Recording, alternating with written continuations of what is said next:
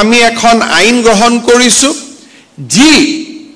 অসম চুক্তিৰ 6 নম্বৰ দফাত বিপ্লৱ শৰ্মা কমিছনেও আমাক ৰিকমেণ্ড কৰিছিল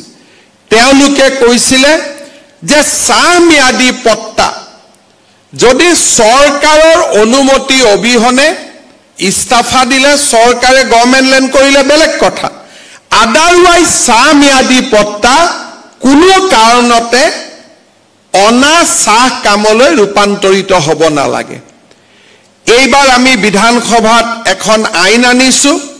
যে সাম্যাদি পট্টা যদি অনা সাম্যাদি পট্টালৈকে যায় বা এনক্ৰোচ হয়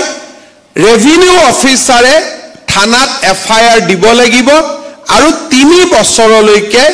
সেই মাটিটোতো আমি লগে লগে ঘূৰাই লমেই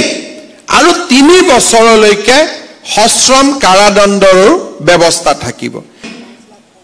আৰু 5 লাখ টকা ফাইন দিব লাগিব এই আইন এইবাৰ বিধানসভাত আমি মঞ্জুৰি দিব পাৰিছো ৰাজ্যপাল মহোদয়ৰ অনুমোদনৰ অপেক্ষাত আছে সূৰ্যত উত্তাপ বিচাৰি আমাৰ যাত্ৰা চন্দ্ৰৰ পোহৰৰ দৰে আমি দিম স্বচ্ছ বাৰ্তা আপোনাৰ মঞ্চ আপোনাৰ কণ্ঠ চানমুখ